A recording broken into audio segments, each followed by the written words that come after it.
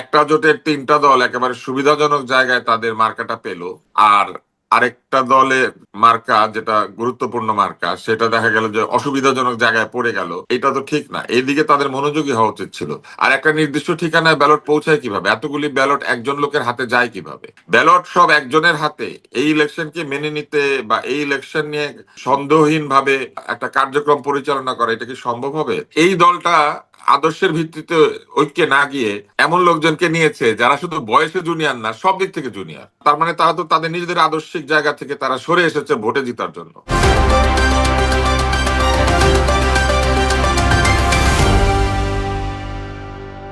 আসসালামু আলাইকুম, সুপ্রিয় দর্শক, স্বাগত জানাচ্ছি যে কথা জানতে চান অনুষ্ঠানে। আমি মোস্তফা ফিরোজ এবং আমার অপর প্রান্তে যুক্ত আছেন গণমাধ্যম ব্যক্তিত্ব ডাক্তার আব্দুল মুনাফ তুষার। তুষার ভাই, একদম সরাসরি প্রশ্ন করি। পোস্টাল ব্যালট নিয়ে বেশ বিতর্ক হচ্ছে এবং মধ্যপ্রাচ্যের বিভিন্ন দেশ, অন্যান্য মার্কিন যুক্তরাষ্ট্র বিভিন্ন জায়গা থেকে অভিযোগ আসছে। এটা আমার কাছে খুব গোলমেলে অবস্থা মনে হচ্ছে। আপনার কাছে কি মনে হচ্ছে? মনে হচ্ছে যেন কোনো পরিকল্পিত গোষ্ঠী তাদের মতন করে এই পোস্টাল ব্যালটের উপর একটা নিয়ন্ত্রণ প্রতিষ্ঠা করতে চাচ্ছে। আপনার অবজারভেশন প্রায় এটা? প্রায় 15 লক্ষ পোস্টাল ব্যালট আছে বলে আমরা শুনতে পেরেছি। তো এই 15 লক্ষ পোস্টাল ব্যালট যখন পাঠানো হয়েছে, এটা তদারকি কে করেছে? আসলে 15 লক্ষই গিয়েছে নাকি বেশি গিয়েছে নাকি কম গিয়েছে? যখন গেল, এক এক দেশের পোস্টাল ব্যালটের ডিস্ট্রিবিউশন কিন্তু এক একভাবে হচ্ছে। আজকে আমি সংবাদপত্রে একটি খবর দেখেছি যেখানে বলা হয়েছে নিউ ইয়র্কে পোস্টাল ব্যালট গুলি পোস্ট অফিসে পড়ে আছে। এর কারণ কিন্তু খুব সহজ, ওইখানে ঠিকানায় zip code oblique post box এইভাবে কেউ কেউ ঠিকানা লিখেছে।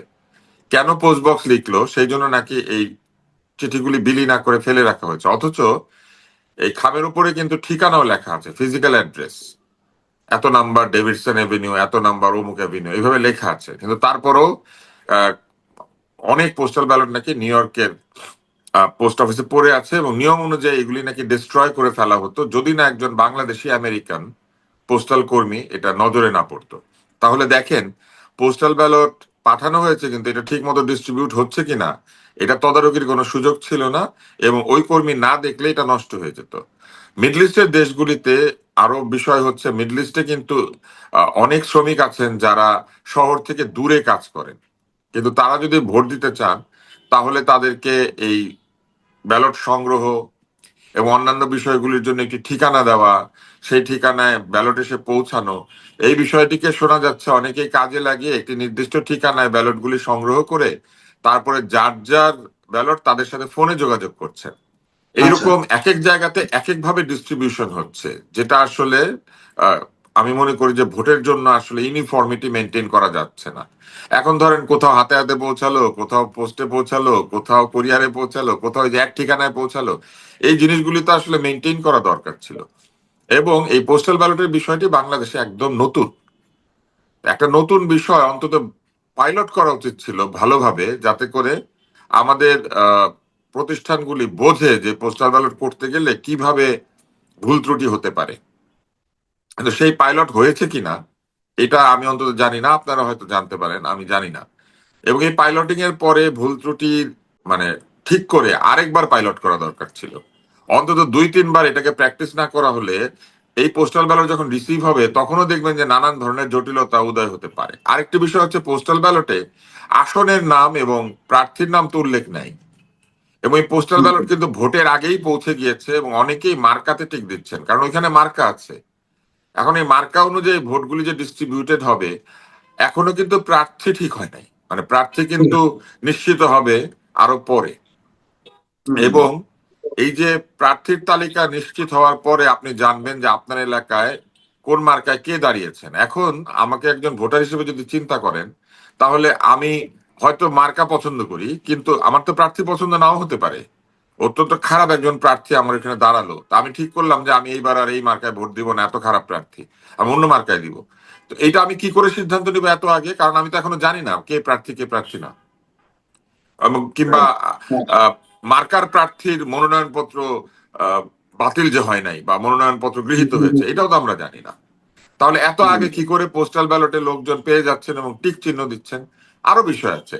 আপনি বাংলাদেশে ভোট দিবেন সিল দিয়ে, আর পোস্টাল ব্যালটে ভোট দিবেন টিক দিয়ে।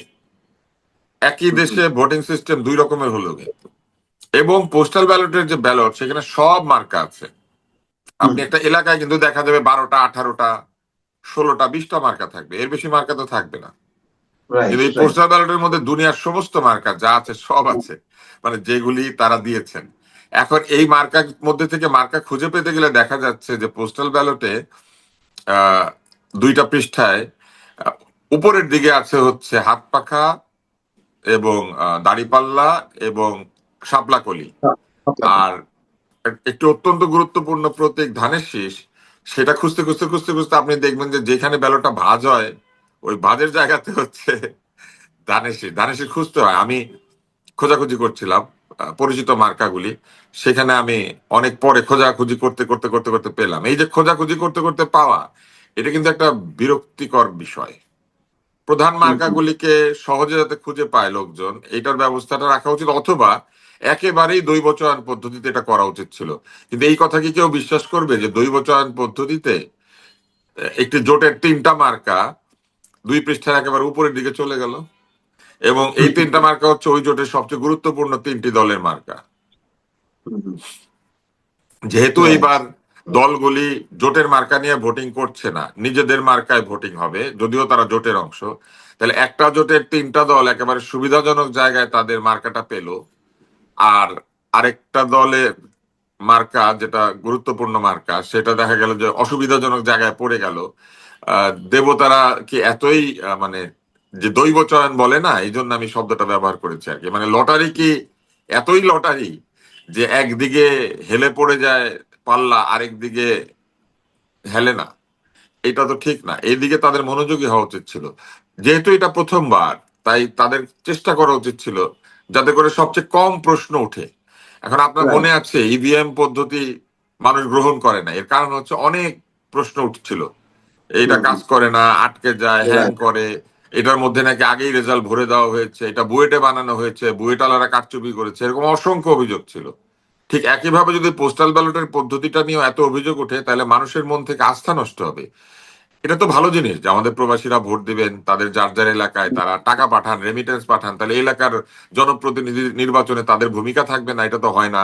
সব ঠিক আছে, কিন্তু এইরকম অবস্থা যদি হয় যে সকল ব্যালট কিছু লোকের হাতে, এবং আমরা তো ভিডিও দেখেছি, সেই ভিডিওতে আমরা দেখেছি একদল লোক বসে আছেন অনেকগুলি ব্যালট নিয়ে, নাম্বারে ফোন করছেন, ফোন করে বলছেন যে আপনার ব্যালট পৌঁছে গিয়েছে। আপনার ব্যালট ওনার, মানে আমার ব্যালট ওনার কাছে পৌঁছাবে কেন? তাই না? উনি কে যে রাইট। তার হাতে ব্যালট পৌঁছে যাবে? এবং উনি কে যে ফোন করে ব্যালট পৌঁছে গিয়েছে বলবেন? নির্বাচন কমিশন কি তাদেরকে এজেন্ট হিসেবে নিয়োগ করেছে যে আপনার ব্যালট পৌঁছে গিয়েছে? আর একটা নির্দিষ্ট ঠিকানায় ব্যালট পৌঁছায় কিভাবে? এতগুলি ব্যালট একজন লোকের হাতে যায় কিভাবে? যার যার ব্যালট তার তার কাছে যাবে। এবং এটা কিন্তু পোস্টেজ পেইড খামে পাঠানো হয়েছে। এখানে একটা করে খাম দিয়ে দেওয়া হয়েছে, যে খামটাতে ভরে ব্যালটটা আবার তারা পাঠিয়ে দিবেন, কোনো পয়সা লাগবে না। তাহলে সরকারের যে যে পয়সা খরচ করে সমস্ত ব্যালট একটা জায়গায় পাঠিয়ে দেওয়া হলো, এইটা কি ন্যায় হলো? এখন তো নতুন নতুন ভাষা চালু হয়েছে, ইনসাফ। হ্যাঁ, আমরা আগে বলতাম সুবিচার, আমরা আগে বলতাম ন্যায়সঙ্গত, এখন তো বলে ইনসাফ। তো এটা কি সাফ হলো না ইনসাফ হলো? সাফ মানে হচ্ছে স্বচ্ছতা, পরিষ্কার পরিচ্ছন্নতা। তো এটা তো সাফও হয় না, ইনসাফও হয় নাই। তো এটা তো ওই আবার বলি আর কি, আমি ইদানিং এই ভাষাটা শেখার চেষ্টা করছি, কারণ বলা তো যায় না, ভবিষ্যতে হয়তো এই ভাষার অনেক শব্দ ব্যবহার করতে হইতে পারে। তো এইটাকে বলে সারাসার নাইনসাফি। হ্যাঁ, বুঝছেন? কি তো সব এই রাজনৈতিক বন্দোবস্ত, ন্যারেটিভ, কি বয়ান, এই সমস্ত ভাষাগুলো মানে 5 তারিখের পর থেকে খুব শুনতেছি আর কি। হ্যাঁ, এইসব এসব নতুন শব্দ এসে হাজির হয়েছে। এই শব্দগুলি হাজির হয়েছে কেন, এটার একটা সোশ্যাল ব্যাখ্যা আছে, সেই ব্যাখ্যা আপনার এখানে না দিই। কিন্তু এইসব শব্দ ব্যবহার করে যে নতুন বন্দোবস্ত, সেটা তো ব্যর্থ হবে যদি এইরকম ব্যালট সব একজনের হাতে চলে যায়। ব্যালট সব একজনের হাতে এই ইলেকশনকে মেনে নিতে বা এই ইলেকশন নিয়ে সন্দেহহীন ভাবে একটা কার্যক্রম পরিচালনা করা, এটা কি সম্ভব হবে? তো এই কারণে পোস্টাল ব্যালট আসলে নানান প্রশ্নের মানে উত্তর দিতে পারছে না, নানান প্রশ্নের জন্ম দিয়েছে। আরেকটা বিষয় রয়েছে, 15 লক্ষ ভোট যদি হয়, আমরা অতীতে দেখেছি যে ইলেকশনে 1600 ভোট থেকে 5000 ভোটের ব্যবধানে অধিকাংশ আসনের নিষ্পত্তি হয়। তাহলে 15 লাখ ভোট 300 আসন দিয়ে ভাগ করলে গড়ে 5000 ভোট প্রতি আসনে। অবশ্যই এইভাবে হবে না ব্যাপারটা, কারণ বিদেশে সব জেলার লোক এই পরিমাণে থাকে না। কিছু কিছু জেলার লোক অনেক পরিমাণে বিদেশে থাকে, আবার কিছু কিছু জেলার লোক একেবারেই বিদেশে থাকে না সেইভাবে। তো ধরে নিচ্ছি অন্তত 100 আসনেও যদি এরকম হয় যে 2 থেকে 5 হাজার ভোটের ব্যবধানে ডিসিশন হয়, এবং সেই 100 আসন যদি এই বেশি প্রবাসী অধ্যুষিত এলাকায় পড়ে, তাহলে তো নির্বাচনের ফলাফল এই জায়গাতে ম্যানিপুলেট করা যাবে। অর্থাৎ আপনি যদি অনেক পোস্টাল ব্যালট কালেক্ট করে একটা মার্কাতে পাঠিয়ে দিতে পারেন, তাহলে তো আপনি আসন ভিত্তিতে 2,000 থেকে 5,000 ভোট, তো খুব সহজে আপনি আসন ম্যানিপুলেট করতে পারবেন যদি আগের প্যাটার্নে ইলেকশন হয়। তো এইটা তো আসলে আশঙ্কাজনক। এটা তো এক ধরনের লিগালি ইলিগাল, কিংবা এক ধরনের নিয়মের মধ্যে অনিয়ম, এক ধরনের ইনসাফির মধ্যে না ইনসাফি, এবং এক ধরনের নিরপেক্ষতার মধ্যে কারচুপি। আচ্ছা, আরেকটা বিষয় বলেন তো ছোট করে, ইনসাফ সহ নানা রকম আদর্শিক কথা শুনলাম, শুনে একটা জোটের, তারা তো সেখান থেকে ইসলামী আন্দোলন বের হয়ে গেল। 253টা আসনে তারা দিতে পারলো, বাকি 47টা মানে কোনো নাই, খবর নাই। এই ইসলামী আন্দোলন আসলো না। এই যে পুরো এই আসন সমঝোতা বা জোট, এটারে আপনি কি বলবেন, কিভাবে দেখছেন? এইটা তো আদর্শের ঐক্য না, সবাই বলেছেন। জামাত ইসলাম বলেছেন, অন্যান্য দলগুলিও বলেছেন যে এটা ভোট ভাগাভাগির ঐক্য, এখানে আদর্শের কোনো ঐক্য হয় নাই। তারা একসাথে সরকার বানিয়ে দেশ চালাতে চান। নাহিদ এটা ইসলাম বলছে মূলত যে এটা এরকম শুধু যে আসন আপনারা ভাগাভাগি কক্সবাজার যাচ্ছেন। নির্বাচন না।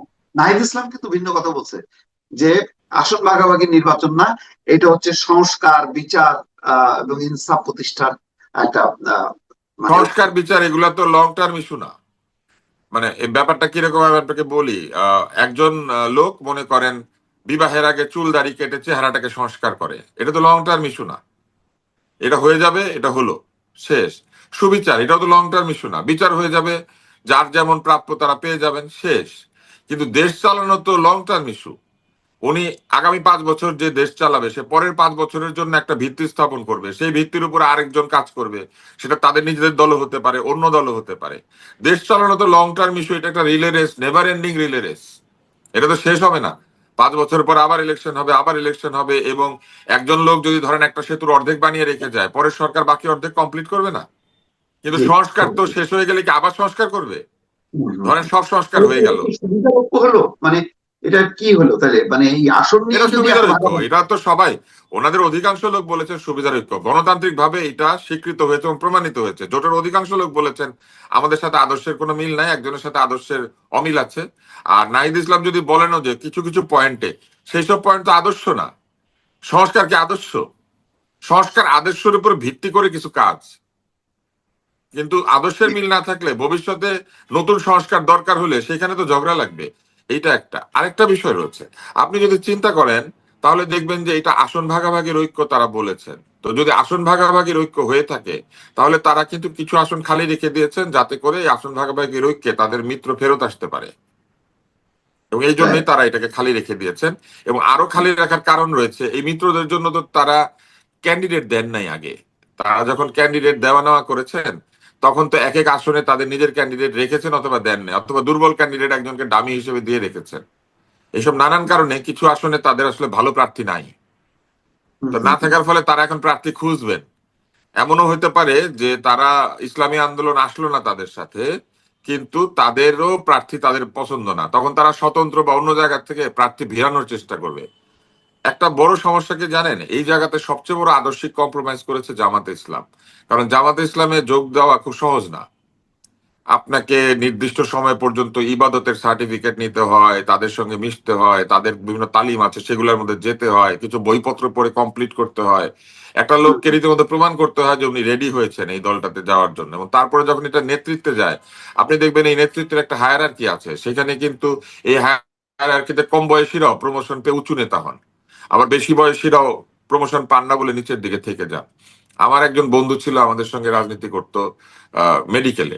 আমি দেখতাম 5th ইয়ারের লোকজন এসে তাকে ভাই ডাকে, আচ্ছা, এবং আচ্ছা, ভাই আচ্ছা। ডেকে সালাম দেয়। তা আমি খুব অবাক হতাম যে তুমি পড়ো 2nd ইয়ারে, 5th ইয়ারে বড় ভাই তোমাকে ভাই ডাকে কেন? বলে যে এটা আমাদের রীতি, আমি তো তার সিনিয়র। আমি বললাম কিভাবে সিনিয়র? বলে আমি ক্লাস 5-এ থাকতে, আমি যখন পড়তাম তখনই আমি এই এই সংগঠনে যোগ দিয়েছি, 5-এর পরেই। আমি একজন বড় ভাইয়ের সাথে যেতাম এবং আমি যোগ দিয়েছি। আমি তো তার চেয়ে রাজনীতিতে অনেক বছরের সিনিয়র। উনি তো যোগ দিয়েছেন ইন্টারমিডিয়েট পাশ করার পরে।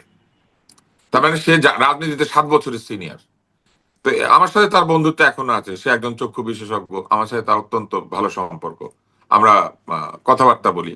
কিন্তু এই সিনিয়রিটির ব্যাপারটা আমি ভুলি নাই, কারণ আমি খুব অবাক হতাম যে বয়স্ক বয়স্ক লোকেরা এসে তাকে সালাম দেয়। তো এই দলটা আদর্শের ভিত্তিতে ঐক্যে না গিয়ে এমন লোকজনকে নিয়েছে যারা শুধু বয়সে জুনিয়র না, সব দিক থেকে জুনিয়র। তো এইটা তারা কি করে করলো? তাদের সেই জিনিস তো থাকলো না। আমার সেই বন্ধু তো এমপি হইতে পারে না, এত সিনিয়র হওয়ার পরও তো ইলেকশনে দাঁড়াইতে পারে নাই। কিন্তু তাদের মিত্ররা তো এসে গতকাল পাশ করেছে কিংবা পাশ করে নাই আমরা জানি না, তারাই এখন এমপি হয়ে দাঁড়িয়ে গিয়েছে তাদের সঙ্গে সমান সমান। তো এটা তার মানে তারা তো তাদের নিজেদের আদর্শিক জায়গা থেকে তারা সরে এসেছে ভোটে জিতার জন্য। তো সেটাও আমার কাছে বেশ অবাক লেগেছে। আমি এবার যেটা বুঝলাম যে আসলে পৃথিবীতে আদর্শের যে জায়গাটি এটি সংকুচিত হয়ে যাচ্ছে, এবং আমার মনে হয় যে লাভ, লোভ, স্বার্থ এটা অনেক বড় হয়ে দেখা দিয়েছে। এবং এই স্বার্থের যে দুনিয়া, সেই দুনিয়া থেকে আমাদের আদর্শিক দল বলে যারা নিজেদেরকে দাবি করে বা অনেকদিন ধরে দাবি করেছে তারা পিছিয়ে নাই। তারা ক্ষমতায় যেতে চায়, তারা ক্ষমতা চায়। কিন্তু আমার কাছে সবসময় মনে হয়েছে যে একজন সৎ রাজনীতিবিদের জন্য ক্ষমতা বড় নয়, বরং তার Right. আদর্শকে বাঁচিয়ে রাখা অনেক বড় বিষয়। কারণ আদর্শ তো 1-2 বছরের জিনিস না। আপনি দেখবেন যে স্কটিশরা স্বাধীনতা চেয়েছিল, স্কটিশ স্বাধীনতার দাবি এখনো মরে যায় নাই। এমনকি স্কটিশরা গণভোটে গিয়ে, এবং সেই গণভোটটা ম্যানিপুলেটেড ছিল অনেক দিক থেকে, সেখানে গিয়ে তারা ফেল করেছে। স্কটিশরা স্বাধীনতা চায় না এটা বলে এটা তারা ফেল করেছে, কিন্তু সেই স্বাধীনতার দাবি কিন্তু হারিয়ে যায় নাই, কারণ ব্রেভহার্টের মতো ছবি মেল গিবসন বানাচ্ছে। হ্যাঁ, আমরা কিন্তু সেই স্বাধীনতার দাবি হারিয়ে যেতে দেখি না। তো মানুষের এই আদর্শের দাবি কিন্তু হারিয়ে যায় না। এই যে 75 বছর ধরে প্যালেস্টিনিয়ানরা আজকে এই নির্যাতনের মধ্যে, তাদের স্বাধীনতার দাবি কি হারিয়ে গিয়েছে? হারিয়ে যায় নাই তো। তো এরকম আদর্শিক দাবি, আদর্শিক অবস্থান কি করে হারিয়ে যায় কয়টা আসনের কাছে? এই আসন এইবার পেলেন, আগামীবার যদি নাও তো পেতে পারেন। তো এরকম একটা স্বার্থ নির্ভর ঐক্য তারা তৈরি করেছেন, এবং সেইখানে এসে আমি দেখছি যে নির্বাচন কমিশন অনেক ধরনের সিদ্ধান্ত নিয়েছে, যে সিদ্ধান্তগুলি এই ব্যাপারটিকে প্রমোট করেছে। এবং এক ধরনের ইচ্ছাই আমার কাছে মনে হয়েছে যে স্বতন্ত্র কম দাঁড়াক, ছোট দলগুলি দাঁড়াতে না পারুক, বড় বড় দলগুলির মধ্যে নির্বাচন হোক। এইভাবে কিন্তু আমাদের ভোটারদের অপশনকে ছোট করে ফেলা হয়েছে। আমরা কিন্তু আপনি অপশন পাচ্ছি না। আপনি বলছেন যে আহ, জামাত সবচেয়ে বেশি কম্প্রোমাইজ করলো, কিন্তু সবচেয়ে বেশি ক্ষতিগ্রস্ত হলো কি এনসিপি না? এনসিপির তরুণদের দল ইতিমধ্যে অনেক নেতা চলে গেছে এবং এনসিপি কে আমার কি মনে হয়? হ্যাঁ, আপনি একটু ভালো প্রশ্ন করেছেন, আমি মাঝখানে উত্তর শুরু করে দিচ্ছি। আপনি যদি আরেকটু বলেন, কোনো অসুবিধা নাই।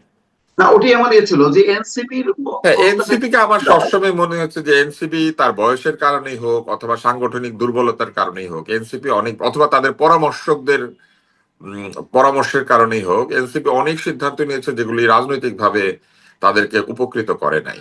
আর এনসিপি আসলে শুরু থেকেই অনেক ধরনের ছাত্রীদের একটা সংগঠন।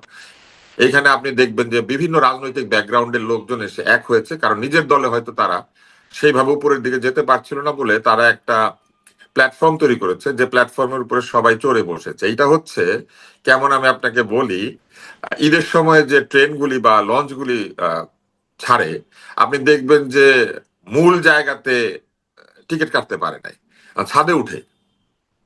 এবং ছাদে উঠে যারা, তারা বগির চাইতে বেশি লোক ছাদে উঠে। তো এনসিপি প্রায় ওইরকম একটা অবস্থা, যে আপনি দেখবেন যে এদের সবার পুরনো পুরনো দল আছে। এরা কেউ ছাত্রলীগ করতো, কেউ ছাত্র শিবির করতো, কেউ গণ অধিকার পরিষদের যে দল আছে সে তারা করতো, এরকম বিভিন্ন কমিউনিস্ট আছে। এরা তার নিজের দলে থাকলে হয়তো 30 বছর পরে গিয়ে, 20 বছর পরে গিয়ে এরকম একটা সংসদ নির্বাচনে গিয়ে দাঁড়াতে পারতো। এরা সব এক জায়গায় হয়ে ট্রেনের ছাদে উঠে বসেছে, ট্রেনের ভিতরে আছে জামাতে ইসলাম, মনে করেন, আর ইসলামী আন্দোলন, আর ছাদের উপর ওরা সব উঠে বসেছে, এরা অনেক বেশি সংখ্যায়। কিন্তু এরাও ওই একই গন্তব্যে পৌঁছাতে চায়। এখন টিকিট চেকাররা কি করে? টিকিট চেকাররা দেখবেন যে ছাদে উঠতে পারে না। তো আমরা মনে করেন ভোটার, তো আমরা কি করে, আমরা ছাদে উঠতে পারি না। তো ছাদে উঠতে না পারলে ভোটাররা টিকিট চেকারের জায়গা যদি চিন্তা করেন, তো আসল জায়গাতে ভোটগুলি সব ঠিক মতো দিয়ে দিবে। আর উপরে গিয়ে ওই দেখা যায় খোঁচায় খোঁচায় 20-30 জনের কাছ থেকে, 15 জনের কাছ থেকে টিকিটের দাম আদায় করতে পারে। এর মধ্যে আবার ট্রেন ছেড়ে দিতে হবে। তো প্রতি স্টেশনে একজন দাঁড়িয়ে থেকে খোঁচায়, তো 2-4 জনের কাছ থেকে টাকা নিতে পারে, এর মধ্যে ট্রেন ছাড়ে দেয়। তো আবার পরের স্টেশনে আবার টাকা টুকা নেয়। তো আমাদের অবস্থা এরকম হয়েছে যে আপনি 200 জন মানে 179 না কত 180 জন জামাত এরা বগির ভিতরে আছে, আর বাকি সব যারা ট্রেনে ছাদে উঠেছে এখান থেকে দুইটা পাঁচটা করে তারা সিট পাবে এই আশায় তারা উপরে উঠে গিয়েছে। কিন্তু এতে করে আমাদের গণতন্ত্রের যে মূল জায়গা ক্ষতিগ্রস্ত হবে। কিসের নতুন বন্দোবস্ত, কোথায় গেল নতুন বন্দোবস্ত? আমরা বুঝলাম যে ইলেকশনের বন্দোবস্ত আসল, আদর্শের কোনো বন্দোবস্ত নাই। আর এক্স্যাক্টলি। শাস্তি কতদিন দিবেন? আওয়ামী লীগের লোকজনকে তো শাস্তি দেওয়া হবে তাই না, বা যারা ফ্যাসিবাদ করেছে তাদেরকে শাস্তি দেওয়া হবে। এদের শাস্তি শেষ হয়ে গেলে তখন ঐক্যের পয়েন্ট কি হবে? ঐক্যের পয়েন্ট হবে সংস্কার। সংস্কার তো এই সংসদেই হয়ে যাবে, কারণ জুলাই সনদ বাস্তবায়িত মানেই তো সংস্কার হওয়া। তাইলে কিছুদিন পরেই তো আর কাজ থাকবে না, তখন আপনারা কি করবেন? আর আহ, জামাতে ইসলামের যে রাজনৈতিক ম্যানিফেস্টো সেটার সঙ্গে কি এনসিপি রাজনৈতিক ম্যানিফেস্টোর কোনো মিল আছে? এবং তারা কি ম্যানিফেস্টো দিয়েছেন কোনো? তাদের কি কোনো লক্ষ্য উদ্দেশ্য তারা বর্ণনা করেছেন? ধরেন এনসিপি এককভাবে যদি সরকার গঠন করত, বাংলাদেশ তারা কিভাবে পরিচালনা করত সেটার কোনো চিন্তা ভাবনা তারা আমাদেরকে দিয়েছে? দেয় নাই। এখন ব্যাপারটা কিরকম হয়েছে মনে করেন ফিরোজ ভাই, আপনার আমার সন্তান একদিন সকালবেলা এসে বললো যে বাসার সব দায় দায়িত্ব আমরা নিলাম।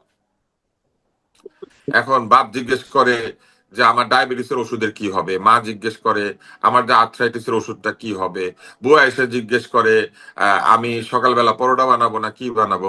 ওরা বলে আমরা এগুলা কিছু জানি না, আমরা নতুন একটা বন্দোবস্ত এনেছি এবং আমরা আগে তোমাদের সবার বিচার টিচার শেষ করে নেই, তারপরে কথা হবে। তো এইটা তো ম্যানিফেস্টো হইলো না, তাই না? তো বাংলাদেশের অর্থনৈতিক পরিস্থিতি সঙ্গীন, বাংলাদেশে বাক স্বাধীনতার পরিস্থিতি খুবই খারাপ, বাংলাদেশে মিডিয়াগুলি আক্রান্ত, বাংলাদেশের আন্তর্জাতিক যে সম্পর্ক সেগুলি অত্যন্ত দুর্বল অবস্থায়, একের পর এক ভিসার দরজা বন্ধ হচ্ছে, লোকজন ঢুকতে দিচ্ছে না, বিভিন্ন জায়গা থেকে ডিপোর্টেশন শুরু হয়েছে। বাংলাদেশের আন্তর্জাতিক বাণিজ্যের যে জায়গাটি রয়েছে, আমাদের বাণিজ্যের যারা পার্টনার ছিলেন বৃহৎ পার্টনার তাদের সঙ্গে সম্পর্কের টানাপোড়েন, আমাদের ক্রিকেটের অবস্থা 12টা বেজে যাচ্ছে, যেখানে আমরা একমাত্র জায়গা যেখানে আন্তর্জাতিক খ্যাতি আমরা কোনো না কোনো ভাবে শেয়ার করতাম। আহ এত কিছু দুর্বলতার অবস্থা আমাদের। যদি নারী অধিকার শিশু অধিকার এগুলোর কথা বলেন, এগুলোর অবস্থা খুবই খারাপ। স্বাস্থ্য ব্যবস্থার 12টা 13টা বেজেছে। আহ বিভিন্ন গুরুত্বপূর্ণ টিকা এগুলো ডেট মিস করেছে বাচ্চারা, কারণ টিকা সরবরাহ ঠিক মতো হয় না, এবং কেন জানি এটা নিয়ে মিডিয়া কোনো শব্দও করে নাই। তো এইরকম সঙ্গীন পরিস্থিতিতে শুধু বিচার করবে আর সংস্কার করবে, সংস্কার করবে আর বিচার করবে, সংবিধান বদলাবে। ভাই সংবিধান বদলাইলে তো চালের কেজির দাম কমে না, কিংবা বেগুনের দাম কমে না, লাউয়ের দাম কমে না, ফুলকপির দাম কমে না। সংবিধানের মধ্যে তো লাউ ফুলকপি বেগুন নাই। তো দিনের শুরু থেকে সাধারণ মানুষের একমাত্র চিন্তা থাকে যে আজকে ভাতটা কি দিয়ে হবে, আলু ভর্তা দিয়া না বেগুন ভর্তা দিয়া। চিন্তা করে লাউ খাবো না ফুলকপি খাবো, চিন্তা করে আজকে কি ডিম পাবো নাকি পাবো না। তো সংবিধানে তো ডিম নাই, ডিম আছে নিউ ইয়র্কে, ডিম আছে ইংল্যান্ডে কি বলে লন্ডনে, এবং সেটাও আবার আস্ত ডিম না, পচা ডিম। তো ডিম তো নাই সংসদে। বৈশ্বিক অবস্থান যদি এত ইয়ে হতো তাহলে তো ইরানের আজকে এরকম বিক্ষোভ ছড়া যেত না, কারণ যখনই তাদের পেটের টান পড়ছে তখনই সব ইয়ে বাদ দিয়ে তারা আগে সাধারণ মানুষ ভাবতো না। আসলে বেঁচে থাকে কি? সাধারণ মানুষ বেঁচে থাকে 5টি মৌলিক চাহিদা, তার মধ্যে যেটা অন্ন বস্ত্র বাসস্থান একেবারে পূর্ণ মৌলিক, আর শিক্ষা স্বাস্থ্য, এই 5টার ভিতরে সাধারণ মানুষ থাকে।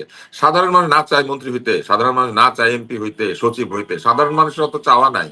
সাধারণ মানুষ তার সংসারটা জীবনটা সুন্দরভাবে কাটিয়ে এই একটু পয়সা করে জমলে একটু কক্সবাজার পর্যন্ত তার দৌড়, এরপরে তো সে বিদেশে ভিসা পাবে না পাবে না, তাই না? সাধারণ মানুষের আহ ইবাদত, সারা জীবনের টাকা জমিয়ে একটু হজ করে, একটু বেশি এই টাকা জমলো ওমরা করে। সাধারণ মানুষের স্বাস্থ্য ইন্ডিয়াতে, তাই না? এবং আমাদের প্রধান উপদেষ্টা পর্যন্ত একটা বক্তৃতায় বলেছেন মানুষ কেন এত বিদেশে চিকিৎসার জন্য যায়, কেন ইন্ডিয়া যায়? নিশ্চয়ই সেখানে ডাক্তাররা ভালো। আসলে ডাক্তার ভালো যে ব্যাপারটা তাও না, ওই একটু শান্তি যে ওইখানে গেলে একটু হয়তো ভালো চিকিৎসা পাবে, বেড পাবে, আইসিইউ পাবে, হ্যান পাবে, ত্যান পাবে, অনেক হোয়াট এভার। সাধারণ মানুষের চাহিদার তালিকা যদি করেন, সাধারণ মানুষ মাথাও ঘামায় না যে কোথায় কে কি দাঁড়াচ্ছে, মন্ত্রী হচ্ছে কি হচ্ছে না হচ্ছে। সাধারণ মানুষ জানতে চায় অমুক সাহেব এমপি হইলে আমার এলাকার ড্রেনের পানিটা যে উঠে আমার ঘরের মধ্যে ঢুকে যায় এটা কি বন্ধ হবে?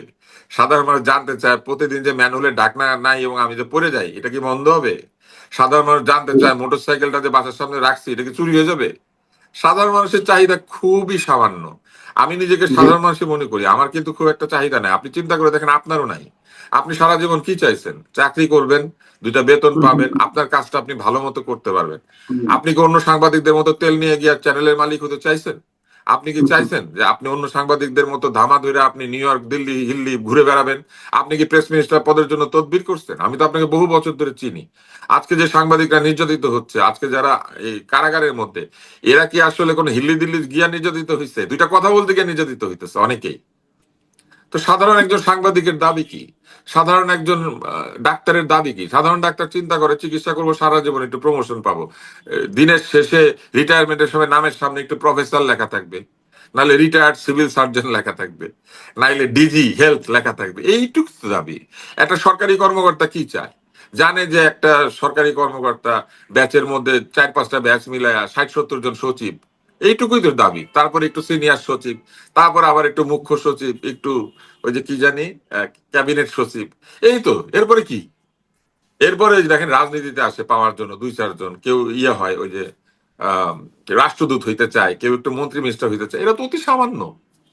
আজকে যদি আপনি চিন্তা করেন স্বাধীনতার পরে 1000 লোকের মধ্যে হয়তো 20 জন, 30 জন, এবং এরা কেউ সমালোচনার ঊর্ধ্বে নাই। এরা ওইখানে গিয়ে নিজেদের সম্মান নষ্ট করে। সম্মান কেউ পেয়েছে আমি খুব একটা দেখি নাই। তো আমাদের চাওয়া এত অল্প, কিন্তু আমাদের রাজনীতিবিদরা বুঝলো না। আমার দুঃখটা হচ্ছে আমাদের তরুণরাও বুঝলো না। আমাদের বাপ মা বুঝে নাই, এটা আমরা মানতে পারি। আমরাও ধরেন ওদের বাপ মা, আমরাও বুঝতেছি না, কিন্তু আমাদের ছেলে মেয়েরা বুঝবে না, এটা বুঝতে পারি না। এবং সকল বাপ মার আনন্দ কি জানেন? আমি সবসময় দেখি বাচ্চারা যখন তার চেয়ে বেশি পড়ালেখা করে। বাপ হয়েছে হোমিওপ্যাথি চিকিৎসা করছে সারা জীবন, কিন্তু খুশি হয় ঢাকা মেডিকেলে মেয়ে ভর্তি হয়েছে। তারপরে ধরেন বাবা হয়তো সারা জীবন পুলিশের নিম্ন কর্মকর্তা ছিল, ছেলে এসপি হয়েছে। মানে এইটা হচ্ছে বাপ মায়ের আনন্দ। তা আমাদের আনন্দ তো এইখানেই ছিল যে আমাদের বাচ্চারা আমাদের চেয়ে বড় কিছু করে দেখিয়ে দিবে। তারা কি করলো? তারা বাপ মায়ের দলের সাথে গিয়ে মানে বাপের দলে যোগ দিল। মিয়া গোলাম পরোয়ার বলেছিলেন না যে পিতা পুত্র, তো বাপের দলে গিয়ে যোগ দিলা। তো বাপের দলে যোগ দিয়ে কি আর বাপের দল ঠিক করা যাবে? যাবে না তো। চমৎকার। অনেক ধন্যবাদ তুষার ভাই। নিশ্চয়ই আগামীতে অন্য বিষয় নিয়ে আপনার মুখোমুখি হবো। আজ এ পর্যন্তই, ভালো থাকবেন।